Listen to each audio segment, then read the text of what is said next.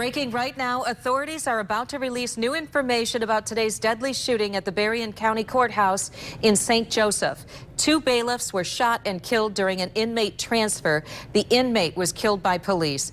Let's take you there live to listen in right now. We have broken hearts today for what occurred at the courthouse, and we have determined what occurred. An inmate was being taken out of a holding cell at the courthouse to be taken into the courtroom when a disturbance, a fight occurred with one of our deputies. During that fight, that inmate was able to get the deputy's gun away and then shoot the deputy and then move out from that area and kill the 2 bailiffs. And then was later taken down by 2 other bailiffs that responded to the area after the shooting. And now I'm going to give the names of the deceased, who are my close friends. The 2 court officers were Joe Zangaro, who was 61 years of age, and Ron Kinzo, who was 63 years of age. Joe Zangaro was the head of the courthouse security and has been employed with the Berrien County Trial Court since 2004. Joe retired from the Michigan State Police as post commander of the Bridgman Post. Ron Kinzo was a bailiff and has been employed by the Berrien County Trial Court since 2005.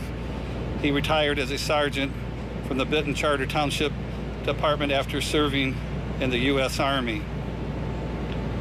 Both of these officers were well respected by their peers.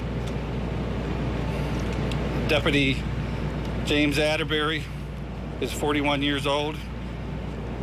He has worked at the Sheriff's Department since 1998 and is in intensive care now, but doing fine. He has just recently been taken out of surgery from his injuries to his arm. There's a citizen, and we're not releasing her name at this time, received injuries to her arm, and we will release her name at a later time after we know all, once the investigation is finished. So with broken hearts, we stand here today to give you that information on our friends. The suspect in this incident is Larry Darnell Gordon, a white male, age 45, resides in the city of Coloma, is currently an inmate at the jail, and is here on numerous felony charges. So I can answer any questions if there's any. At this time, we're still investigating, but it doesn't appear that he was cuffed at the time of the incident. Is it customary to have him cuffed? It depends on the situation. Yes, we cuff some people going into the room, so we're still piecing everything together to see where the disturbance happened. So we'll be piecing that together here in the future. We had no indications that he has been violent. He hasn't been in our jail, so at this time we had no warning signs of him doing anything. So, but we're going to continue to investigate it. The investigators are interviewing people that he was involved with to see if anything, he was telling anybody anything that he planned to do. Sheriff, was the deputy Atterbury that was escorting him, and that was the gun that Gordon got? That's the way it appears now, that this suspect was able to remove his weapon. We're still waiting to hear back from the investigators because they're still processing the scene before we can determine that. The bodies are going to be removed and taken to Grand Rapids for an autopsy, and we'll know more at that time. Sheriff, I thought I heard you say he was not in the jail? Yes, he was. So he hasn't been in our jail before this time? He was in our jail. He was in our custody. What was he in custody, Sheriff? Can you talk a little bit about just the procedure? I know, for example, in Cook County, where we're from, courthouse bailiff, deputies, as they're called there, jail officers do not carry weapons. What carries weapons here? Was this unusual? No, our court officers, our deputy assigned to the courtrooms do have a weapon along with the bailiffs. So all the individuals that were involved were armed. Where was the woman who was injured, and what was she doing? And we're going to lock that down as the investigation continues, but in that general facility by the courtroom. Is it fair to say these two bailiffs were ambushed by Gordon as he ran down a hallway, or was it in his courtroom? Well, it was outside of the courtroom where this occurred. Was the woman hurt by gunfire or something else? She was hurt by gunfire. Sheriff, what felony charges was the suspect in for? What specific felony charges was he facing? Well, we'll have that. We'll have more for you on that at a later time when we release that. But he was here on several felony charges. And was there handcuffs or not, and why?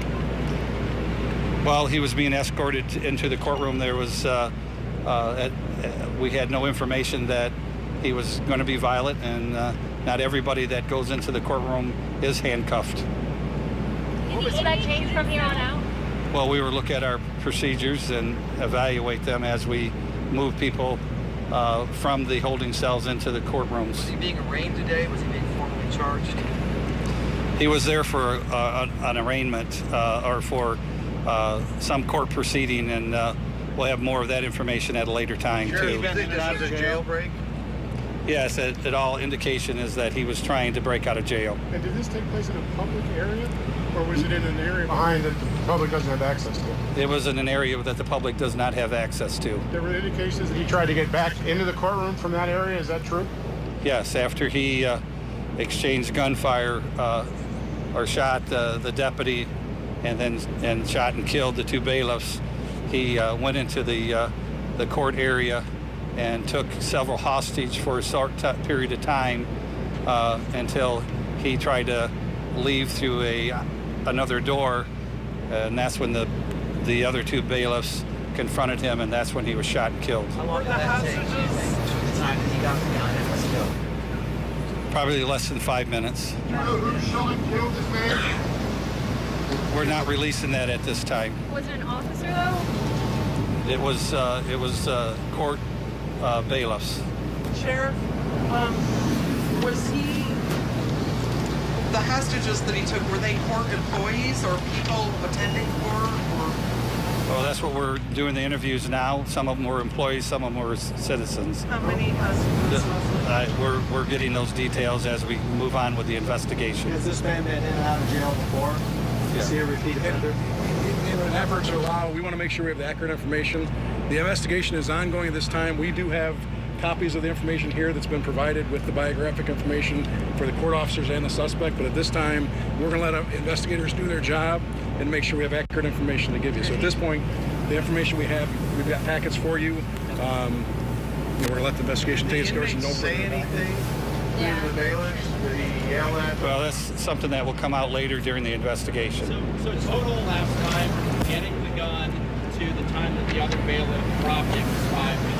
Well, we don't have that. A lot of these questions are going to be done in the investigation. We're going to let the investigators do their job. It could be longer, so we'll have those details at a later time once we put it all together. This says attempted to take hostage. The bad guy? Yes. Okay, how will we get that?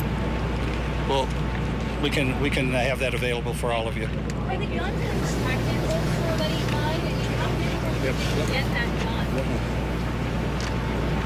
How did he what? How difficult is it to get that gun from the deputy or bailiff? Well, it's difficult, but he was able to do it, unfortunately, and we will look into all that and piece together what occurred back there when the fight occurred. It says attempted to take hostages. Did he take hostages, or did he attempt to take hostages? Well, he attempted for a short period of time. He had people back in the hallway. Is it customary to have two 60-year-old men escort a felonious criminal to court? The deputy is not 60 years old. He's 41. They were just assisting. Yeah, they are bailiffs in charge of helping in the courtrooms. Who was in closer proximity? The deputy? The deputy was. He was. Yes. Bailiffs both shooting the sheriff in one shooting. Yeah, we'll have more further on that at a later time. Thank you very much. Do you have photos of the... Yeah, and I just want to comment on our prayers are with the families of Joe Zangaro and Ron Kinzo. They were well-respected people in our community. They had been in law enforcement for over 40 years, and they were just loving guys, and their life was tragically ended today. And we'll sort those details out and try to deal with our loss as we move forward throughout the weeks. So, thank you. Thank you. Sir, Joe, Thank you. Ron, Thank you. Thank you. Thank you. Thank you. Excuse me, sir. Thank you. Lieutenant Dawson.